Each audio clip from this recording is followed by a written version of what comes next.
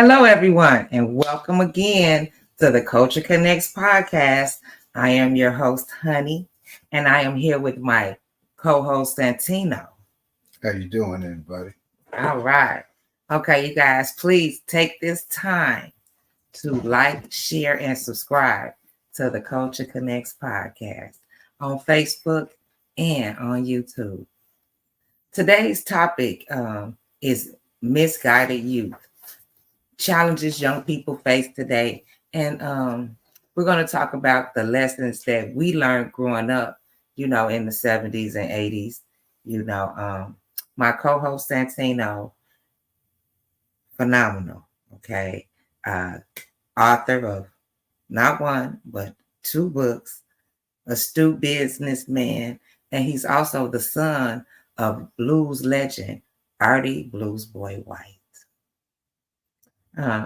Santino, what would you like to say to our guests? First of all, I want to say thank you for tuning in.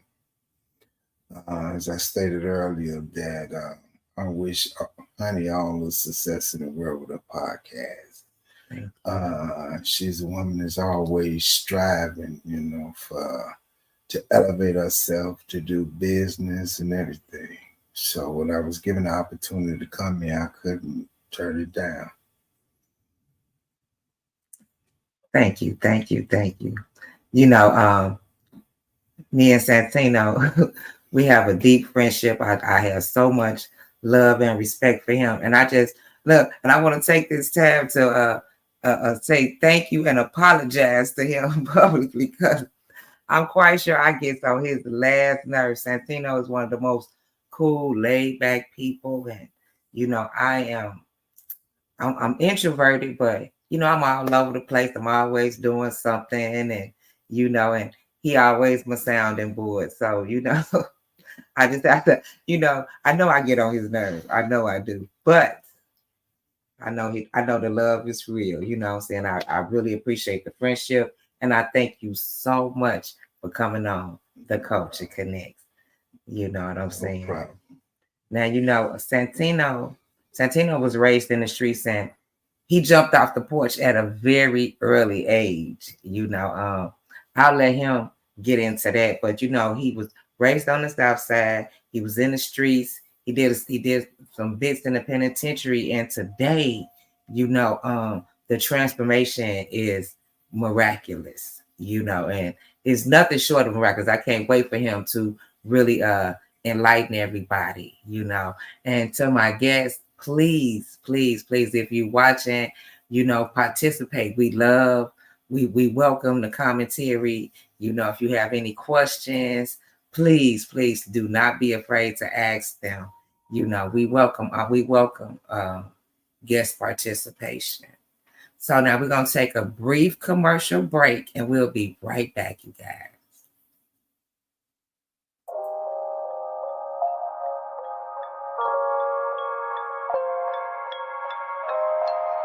Join us for our brand new podcast, The Culture Connects, hosted by Honey and her weekly guest co-hosts. We're diving deep into the latest current events and important issues affecting our culture. Catch us live every Tuesday at 8 p.m. Central Standard Time, streaming on YouTube and Facebook. Don't miss out on engaging conversations and insightful discussions. Subscribe, like, and hit the notification bell to stay updated. Let's connect and explore the heart of our culture together. See you there. All right, you guys, welcome back to the show. Okay, so Santino, let's get started. Okay. Now, tell us how you started. How did it start for you? You say, how did it start? The business part of the streets? Well, what did you do first? The streets. What came first, Mr. White? What came first, the chicken or the egg? Well, basically, I was raised up on the South Side, 75th and Stewart. Okay. And on this particular corner,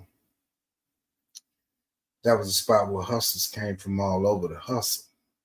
And due to the fact I lived so close to that corner, I saw a lot of things that was taking place. You know, it was pretty much a lot of street things. You know, the drugs and the hustling and things of that nature.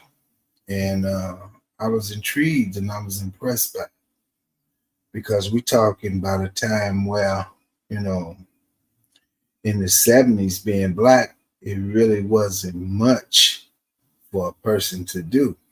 You know, if a father had a job at the steel mill, he was considered middle class because it really wasn't much employment out there. You had a lot of black businesses at this particular time.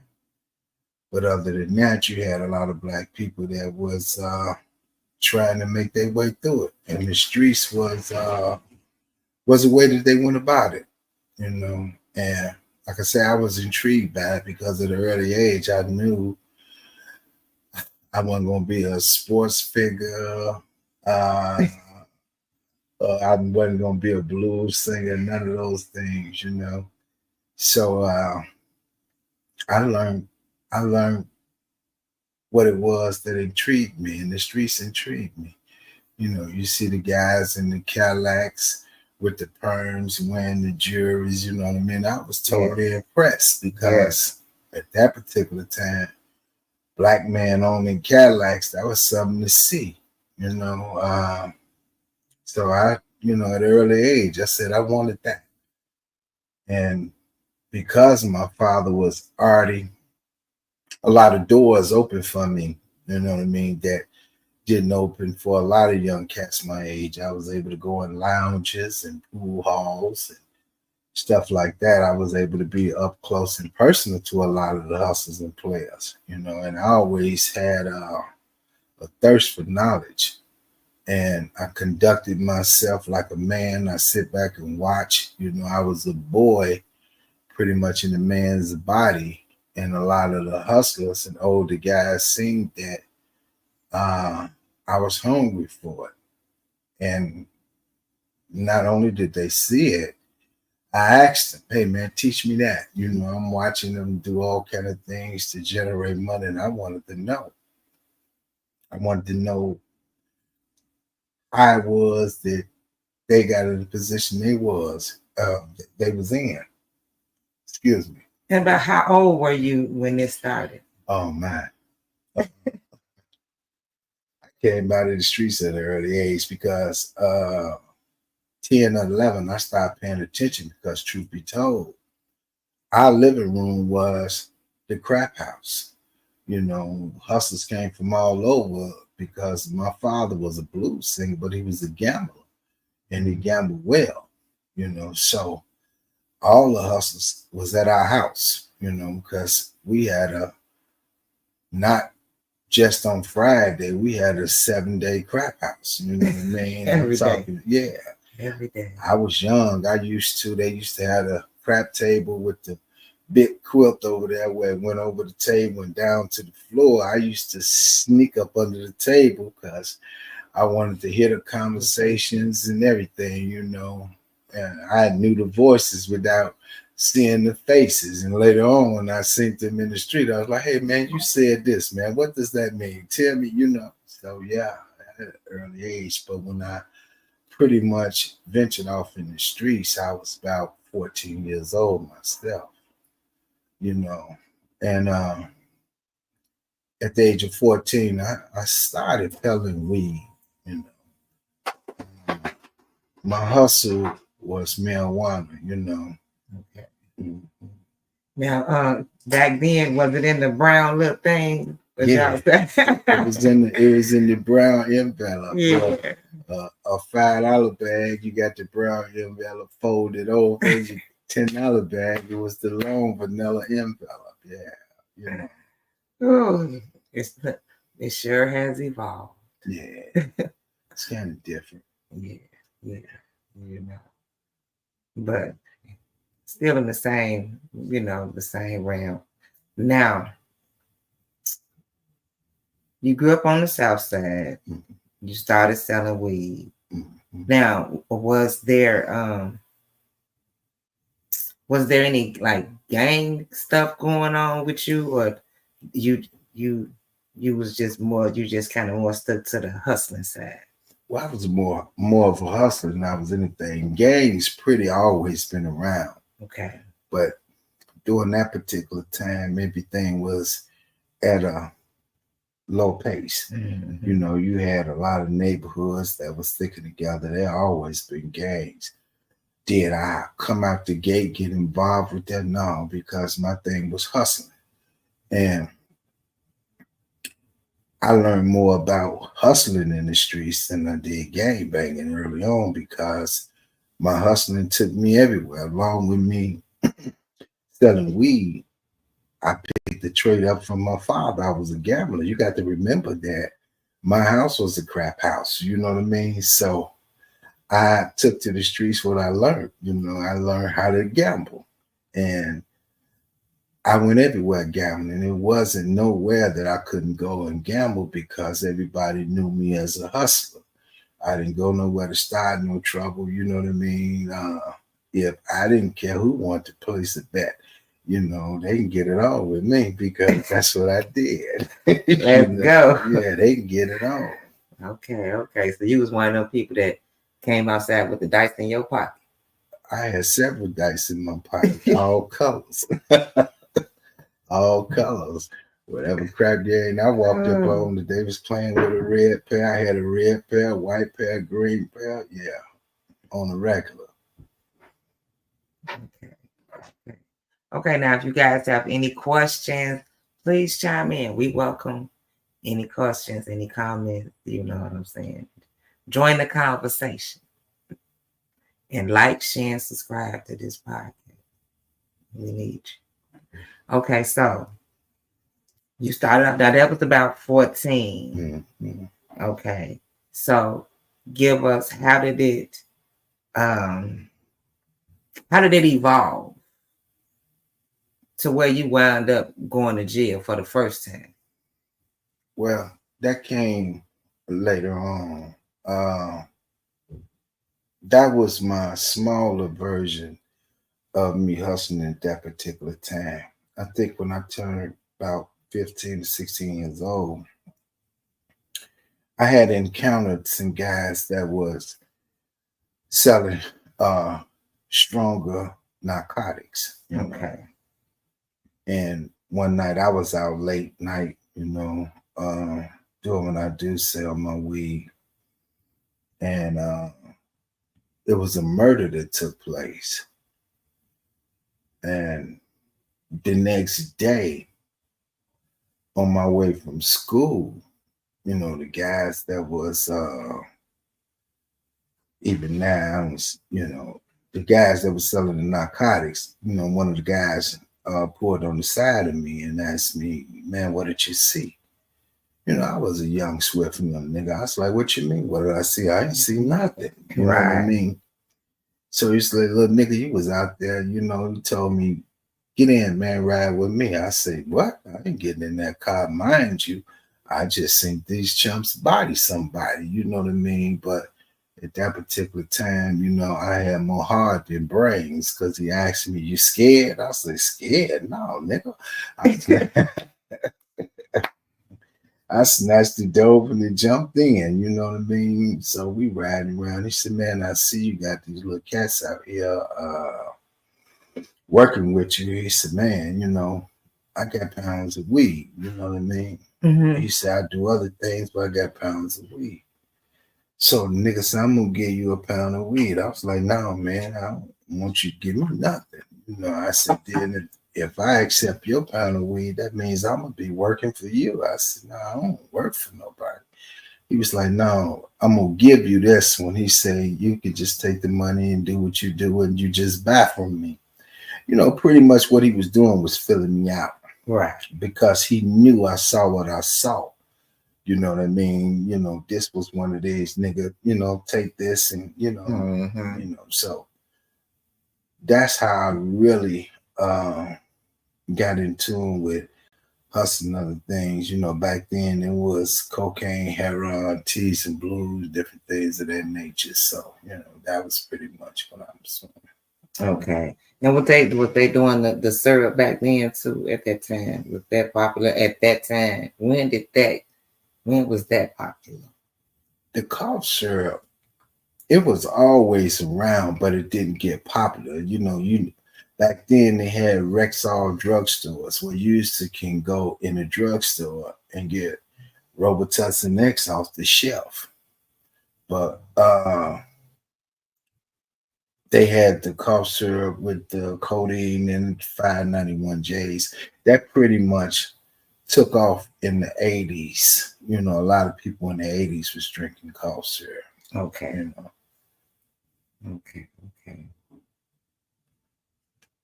Okay, so what happened with the guy? You see, this sounded something like Paid in Full. So now, when he gave you the pound, you know what I'm saying? Mm-hmm.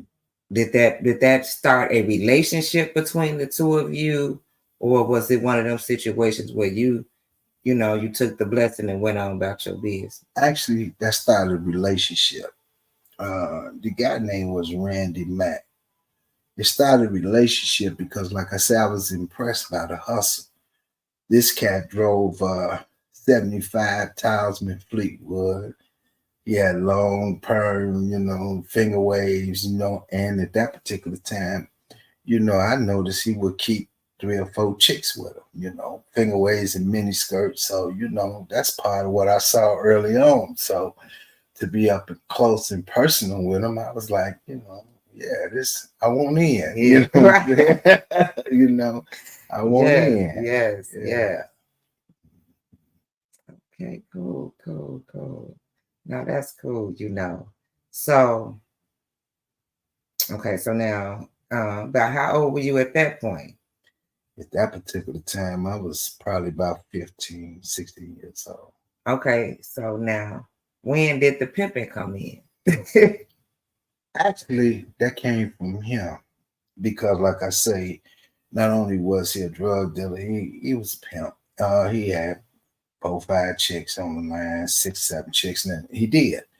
And I kind of rolled with him as an assistant pimp, you know what I mean? Because I was a sponge. Right. I learned a lot of things from him, and what I mean by that, I learned a lot of things to do, and I learned a lot of things not to do.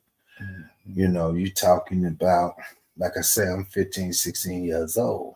So first thing I learned, in order to pimp, I had to catch a hoe. I mean, yeah, that was pretty much the first thing I learned. In order to play that game, you had to catch a hoe. So I sought out for that. Mind you, that at that particular time, doing all my hustling, I was still going to school. So you was in high school, selling weed, and then you started pimping in high school too?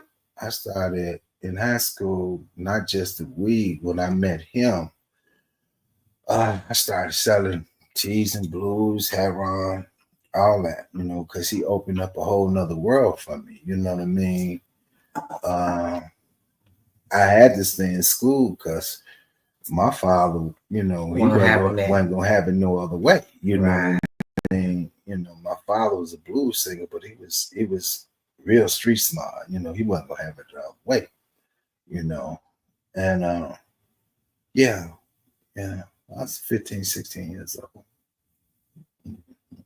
Okay, so you was 15, 16 when you caught your first hoe too? Yeah, I caught from high school. Yeah, I caught it in high school. Like I say, during that particular time, it wasn't really much that a lot of Black people had to do for us getting out of their current situations. That go for men and women. You know what I mean? So you had a lot of women that wanted out as well. the thing about it is, then if you was one of them young guys that was street smart, you know what I mean, a lot of older guys took a liking to you and they taught you a lot of different things. You know, that's even like about the topic now of misguided youth. You know what I mean? I can speak on that because, truth be told, I was one of those youth that was misguided. You know what I mean? And I say misguided because I learned a lot of things then that today that I put behind me. You know what I mean?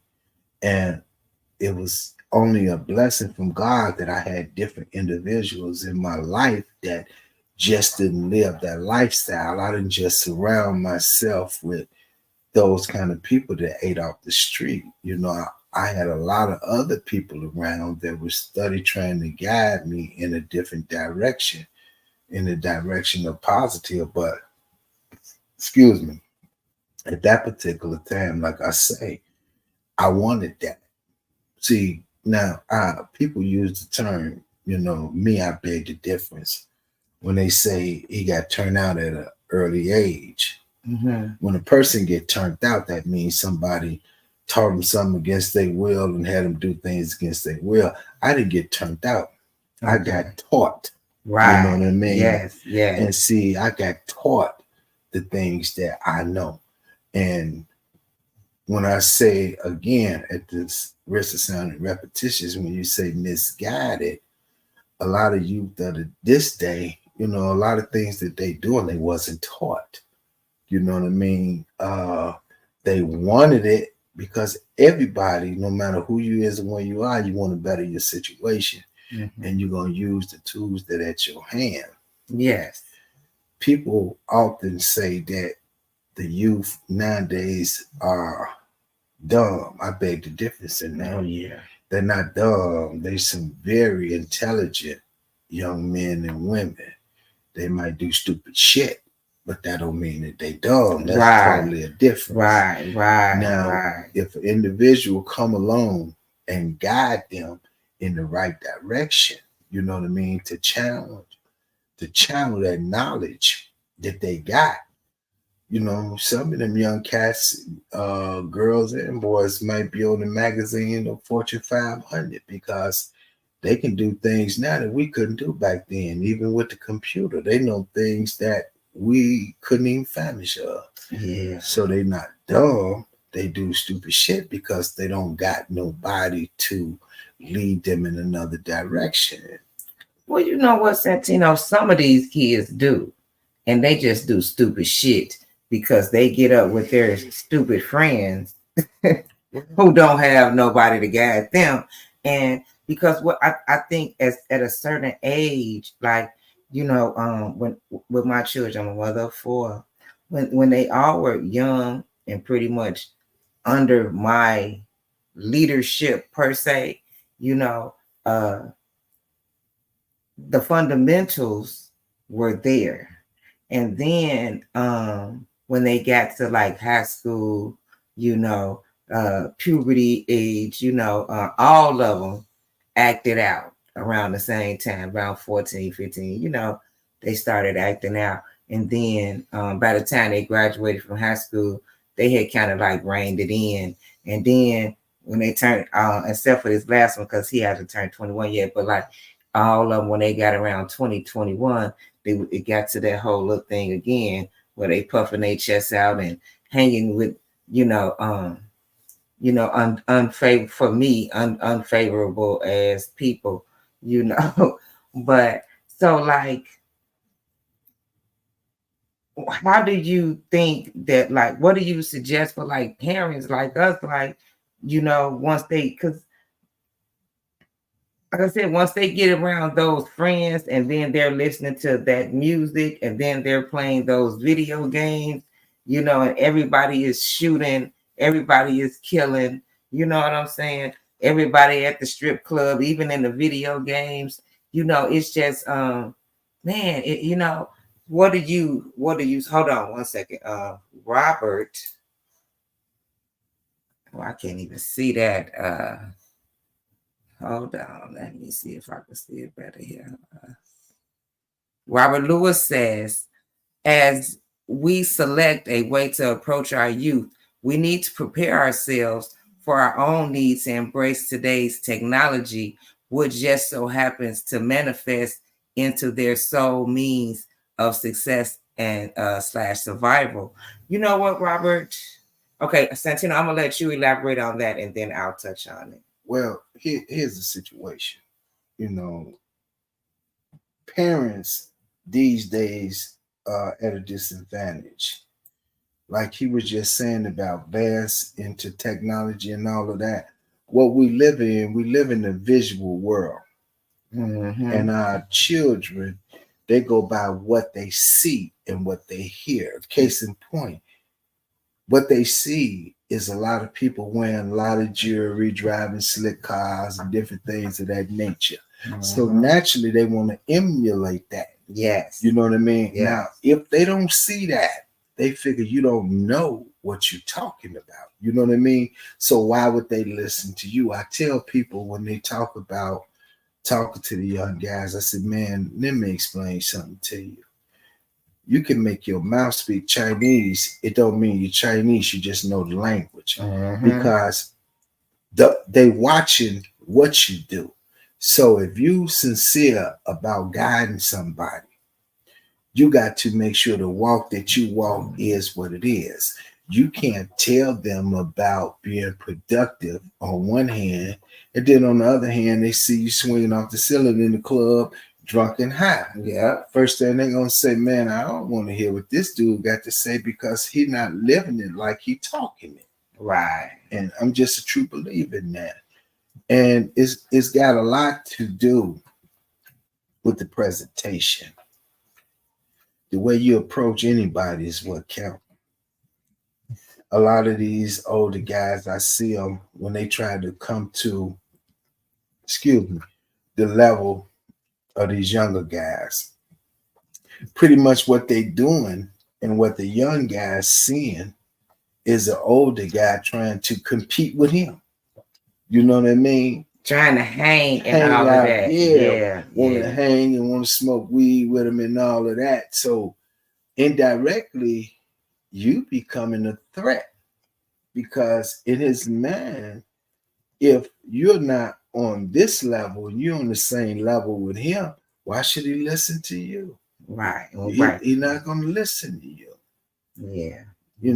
Familiarity brings contempt. I tell people that all the time. You tell me it all the time. All the time. Familiarity brings contempt. When a person gets to the point where they think they know you, the disrespect come in. If you sitting there smoking weed and drinking and hanging out with them cats, instead of them calling you Mr. So-and-so, you just an old woo wop the bam man, So you got to separate yourself from that.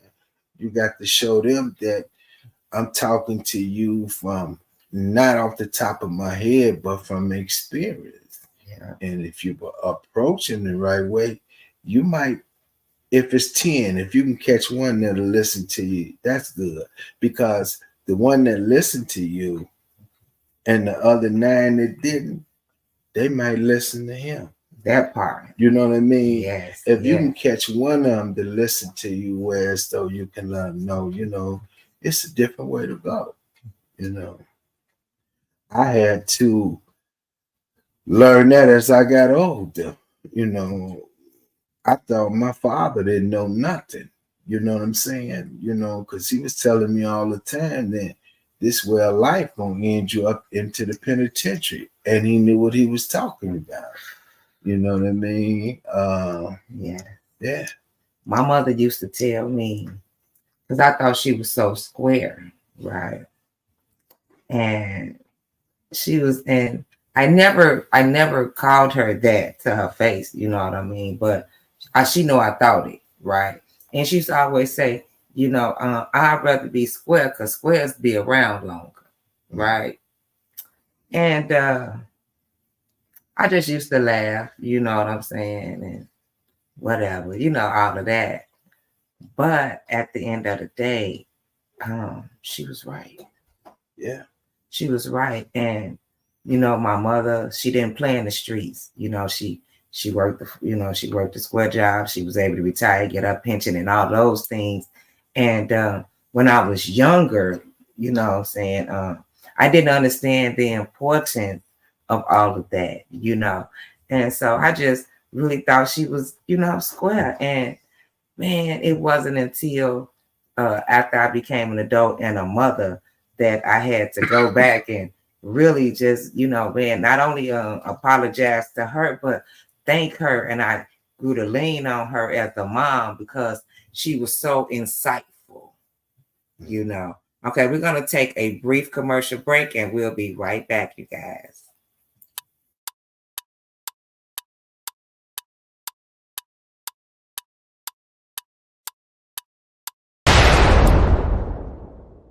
Welcome to Aisha Sisters Productions.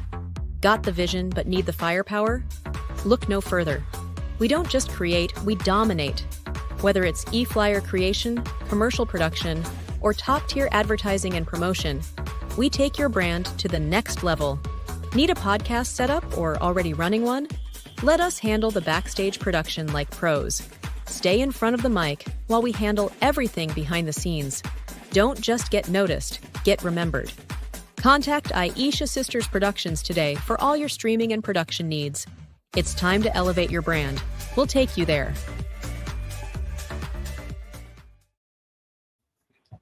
Welcome back to the Culture Connects podcast. I'm your hostess, Honey, along with my co-host, Santino White. The topic of today is our misguided youth. Santino has been sharing with us how he jumped off the porch at an early age and he was misguided. I think to a certain extent, a lot of us that chose that path, we were misguided. We really looked at life. We were products of our environment. We looked at the things and the people around us, and our idea of success looked a little different, maybe than other people.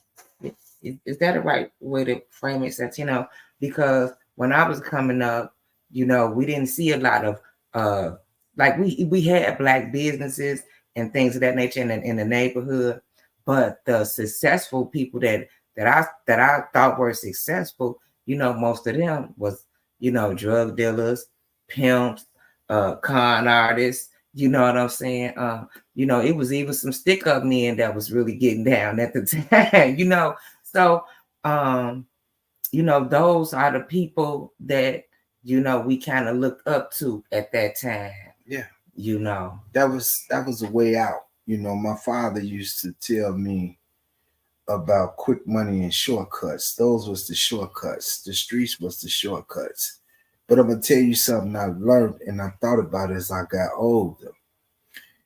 Those guys that was in the streets, they was really considered as quarter horses because they took off fast. Mm-hmm. They lived fast. They spent their money fast. They had the flash with the cars, the clothes, and the jewelry. That was impressive. But the truth be told, it was temporary. Now, here is the successful people that we overlook. There was always a few older guys that every year they drove new cars. They lived in big houses. You see them leaving their home at 7:30, 8 in the morning and coming back at 4:30, 5 o'clock, and you wouldn't see them again till 7 something the next morning because they was working. Those was those guys that had jobs, they had credits and all of that.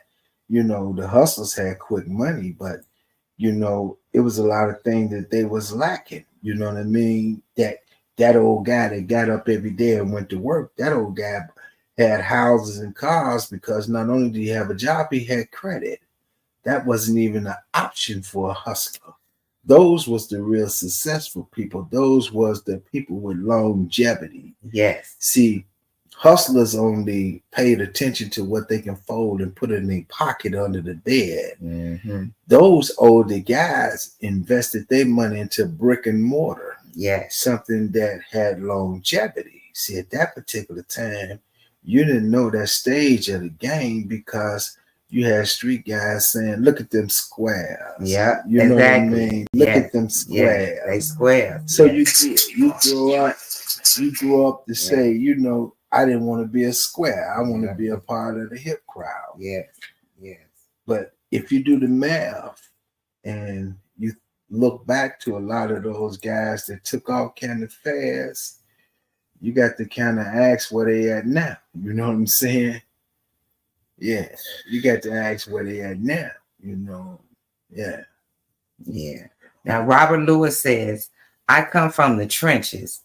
Cicero and Fulton, been everywhere from Stateville, clear across to Walla Walla. I've grown from addict to maintenance director, and so many of the older guys' children know me and having started my own company, my approach is lead by real action. Give me 16 at-risk youth, and I'll give you 16 future businessmen.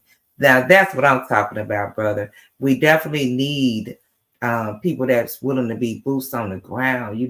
A lot of these children, they lack attention, they lack love. There's no structure, there's no guidance. Everybody wants love.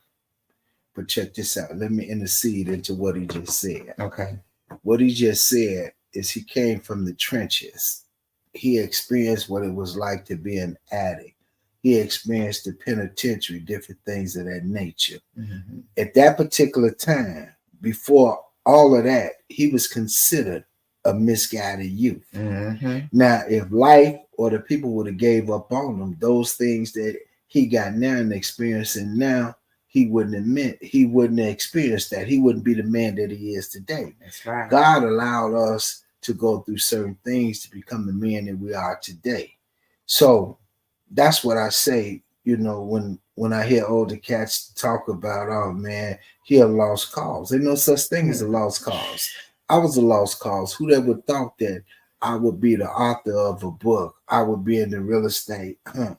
I work now in the field where I deal with addicts and mental patients. I can't say the name because you know what I mean. Right. But I didn't see that to be in the cards. See, on the back of my book, I wrote a thing.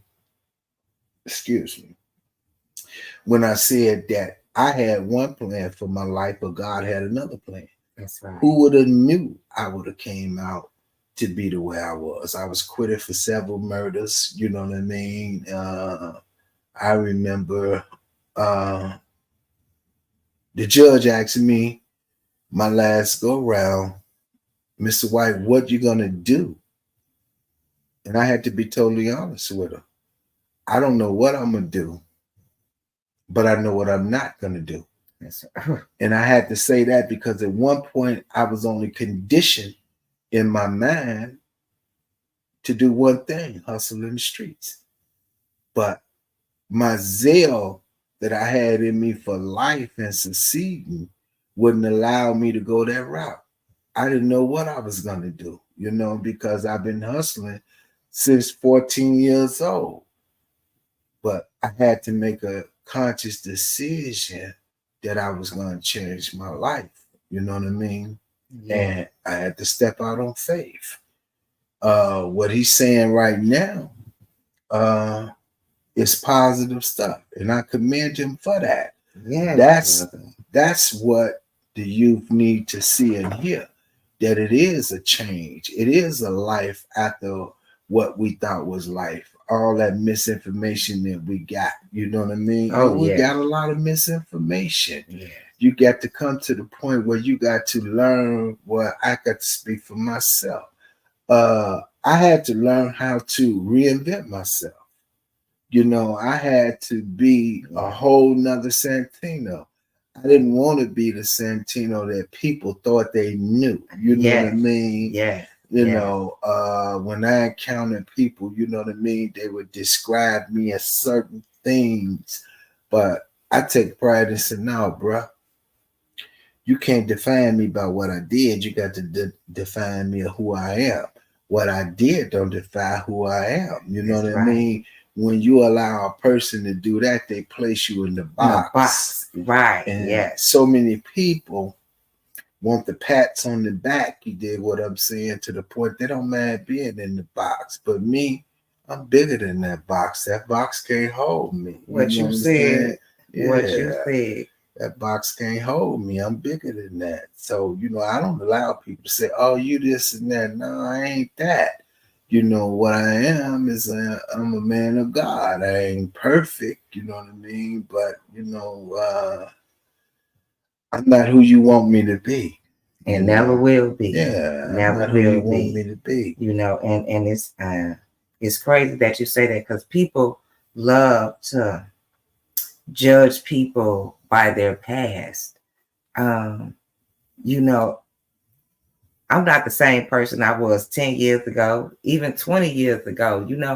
We go through things and we go through phases in life where we have no choice but to grow or stay. Well, you can stay stagnant, but at the end of the day, I refuse to live a life of mediocrity. So, that would never be my story. But at the end of the day, just like what you said, you got people that haven't seen you in 20 years and swept down. They know me. Now, you knew me, because that person is gone, and it's so crazy how people would just still like to stick you there. Put a label on you. Nah, they put a label on you. Yeah. My father used to tell me something when I was younger, and that particular time, I didn't understand it. Mm-hmm. He used to always tell me, man, it's a cold wind that don't change. And I used to be like, what the fuck is he talking about? You know what I'm saying? He used to say it's a cold wind that don't change. But as I got older, I figured it out. That no matter what you do in life, if you don't make a change, you're going to be stuck in your same situation. Only a fool stay a fool all his life. Yeah. I had to learn that. If you see a fool and he old, that means he's a fool when he was young. There you go. Only a real fool stay a fool all his life. That's right. Now, Robert Lewis says, going through it built my character.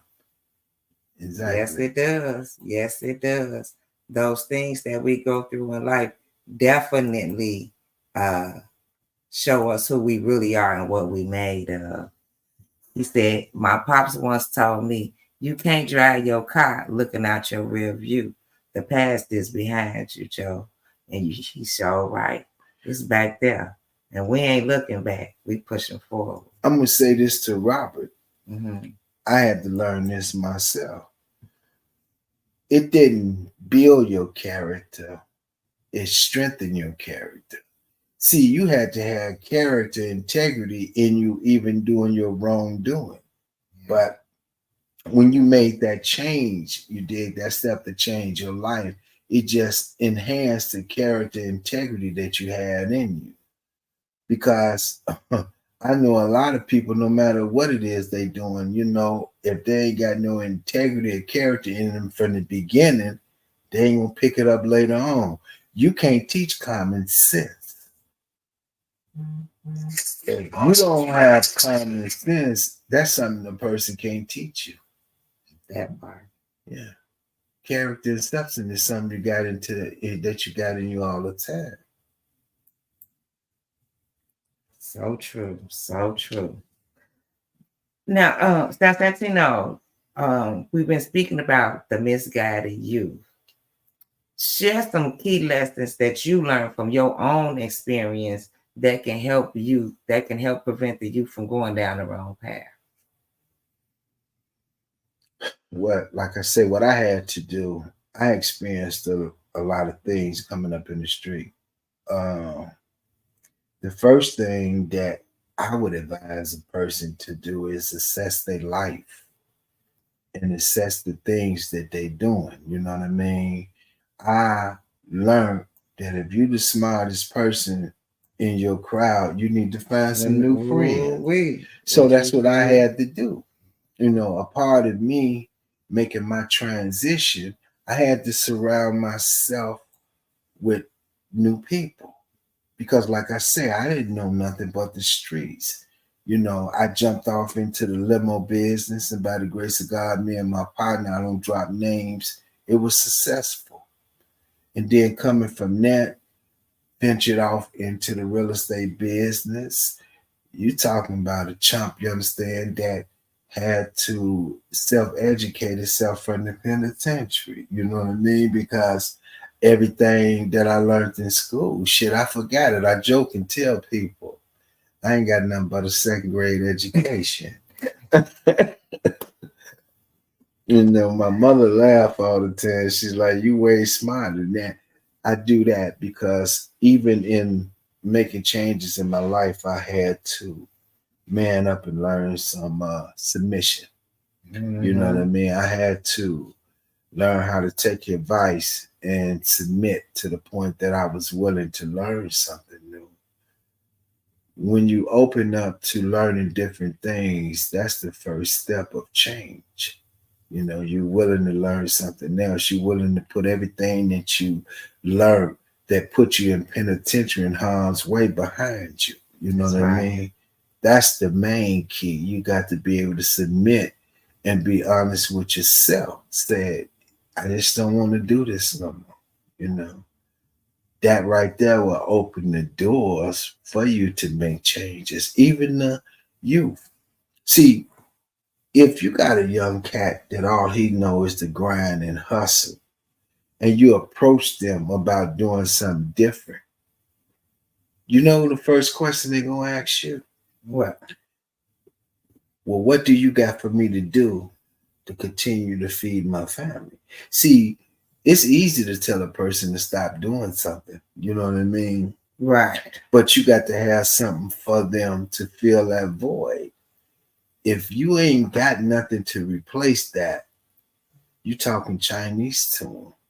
Now, if you say, look, man, if you stop this right here, I know a program that's going to educate you and teach you some. After that program, they're going to guarantee you some employment. You got to have something to put in place of that. That's right. And it makes absolutely no sense for us to go out and tell these young people to stop doing what they're doing, and we don't have anything to replace that income. No, you got to have something else for them to do. See, people make these different moves. See, when I was coming up, the schools had what they called a social center, meaning after school, we can go back to school. They had different programs in there for us to learn. They had places to get off the street. You know what I mean? Mm-hmm. Truth be told, social centers where I learned how to shoot pool real good, and I left there and went to the bars to gamble. You know what I mean? But everybody didn't make that move. But you got to have something to replace what you want them to give up. I don't think it's a young guy out there truly likes what he's doing. But if there's nothing else for him to do, living in the world that we live in that tells you if you ain't got this kind of car, you ain't got this kind of jewelry, you ain't got these kind of clothes, you're nothing. Right. You can't eat at these different restaurants, Even if you meet a chick now, you got a chick that make $3 an hour, but she telling you she want a 6-figure man. So this young guy, he don't know nothing about 6-figure, but he know how to get him some quick money to be able to do whatever it is he do. Mm-hmm. So we got to give him something else. We got to let him know it's another way of life. You know what I mean? And you just got to pray that God will allow them to live to experience that new life. Yeah, definitely. Robert said, fortunately, my position allows me to hire individuals for certain positions, maintenance or janitorial jobs. But that right there sets the wheels in motion for them to start looking. Exactly. And that's what we were just talking about.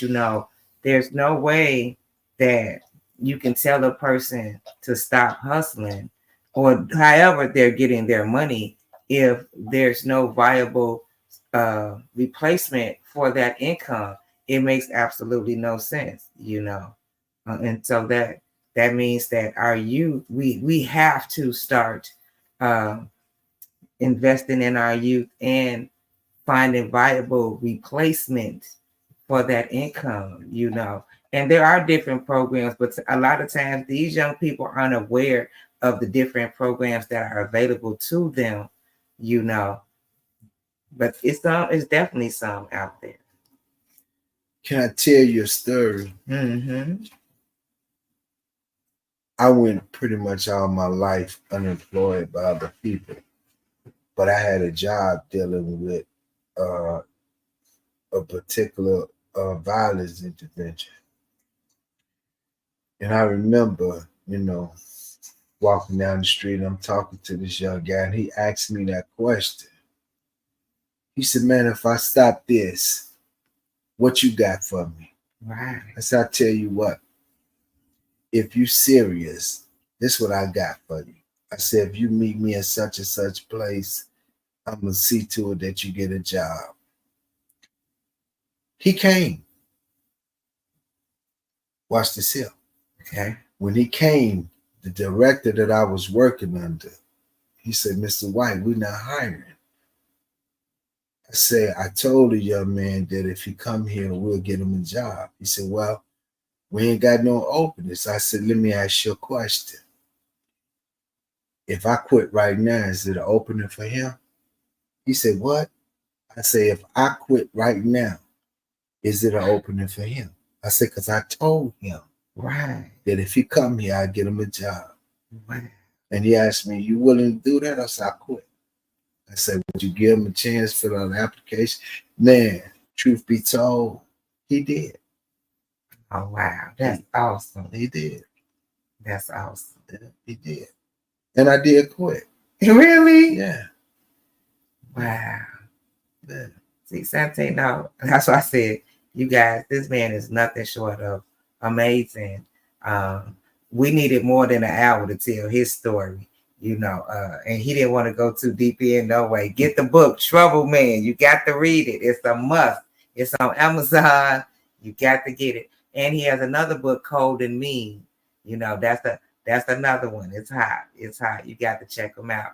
Robert Lewis says, "I love this interaction. Y'all are dope." Thank you, Robert. Tune in every Tuesday at 8 p.m. Central Standard Time. We appreciate the support. Thank you, Queen Sue. Thank you, Sharice. Thank you, Shantae. I appreciate you guys for logging in to support. Thank you. Yes. Thank you. Thank you. Thank you. I want to thank you as well for giving me the opportunity. I always try to practice what I preach for submit. People want me to talk about myself a lot, and I only share certain things with certain people. I was like, buy the book, because at some point I don't want a person to think that I glamorize the old lifestyle. I try to make sure I separate myself from that, because we're living in a world now where people judge you by your surroundings. Me personally, I don't care what a person think about me, you know what I mean? But what them young people see, what my kids see in me, that's what I care about. That's right. I got a job now because I wanted my sons them to see that if my father can change, get up every day and go to work, I can do the same thing. See, that's where the pleasure come in for me. You know what I mean? It's the fact that, I heard my father say something before he made his transition. And it was simple words. Okay. He said, "I'm proud of you. This is the man that I always knew you could be." When father say that to a son, that means more than anything. So that kept me pushing to continue to make change in my life. Even though he's not here, I want to continue what he got the pleasure to see. That's right.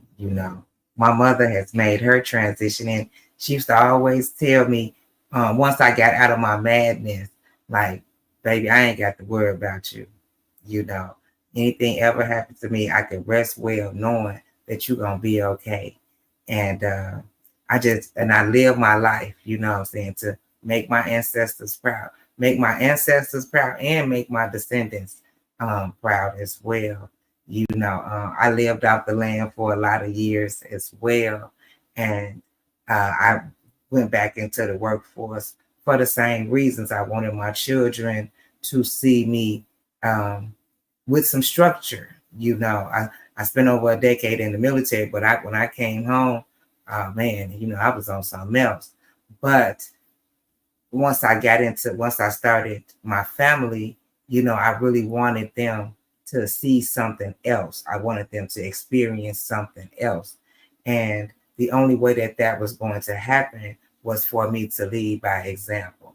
You know, I definitely had to make the necessary changes so they was able to see me get up and go to work every day. You know what I mean? You know, it was crazy because I definitely knew how to make more money, you know what I'm saying, the other way. But at the end of the day, the security that the job gave me, balanced everything out. And I thank God for it today. Lisa, thank you for tuning in. Robert Lewis says, salute my king and queen. Peace and love, brother. I really enjoyed this dialogue with you this evening. Queen Sue, thank you. I'm glad you tuned in. Samori, he didn't say anything, but he will be a guest on the Culture Connects in November. Tune in. I think he's talking about fatherhood. So, you know, that's definitely going to be an interesting show. Queen Sue said change is important. It definitely is, Queen. You know, we cannot stay stagnant. You know, we just can't. We can't. You have to keep pushing. We have to keep pushing. And just like what Santino said, like, you know, we cannot give up on these children. We cannot give up, you know, because a lot of us have been counted out. You know, oh, they this, oh, they that, they ain't gonna never be nothing and all of that. And, you know, the majority of us have a testimony. You know what I'm saying? And like Santino said, he ain't gonna give you his whole bio, but get the book. Trouble Man is on Amazon. You know what I mean? Thank you to Samori. I appreciate you tuning in to the show. We about to close out. I want you guys to tune in. Before we wrap up, I want to remind you guys about next week's episode. Tune in to the Coach Connect. We'll be discussing the importance of community collaboration and service with my special guest co-host, Timothy Hooper. You won't want to miss it, you guys. You won't want to miss it. It's going to be something. I'm going to give y'all a brief clip of what's going on next week. Welcome to the Culture Connects. Join us on Tuesday, October 29th at 8 p.m. Central Standard Time for another powerful episode of the Culture Connects podcast. This week's topic is the importance of community collaboration and service, hosted by Honey and Timothy. Honey, a West Side native, U.S. Navy veteran, mother of 4, CEO of Turner Marketing Solutions, and Vice President of the Aisha Sisterhood Incorporated, brings her deep passion for uplifting communities to this conversation. Timothy Hooper, a West Side native, father, and CEO of the Hojo Family Assistance Program, will share how his organization feeds thousands of families each week and how community service has transformed lives in Chicago. In this episode, titled The Importance of Community Collaboration and Service, we'll explore how being actively involved in solving the challenges faced by underserved communities is not just important, but essential. This episode is about real solutions and the power of collaboration in addressing the needs of our communities. Don't miss this inspiring conversation about making a difference. The Culture Connects is an Aisha Sisters Productions.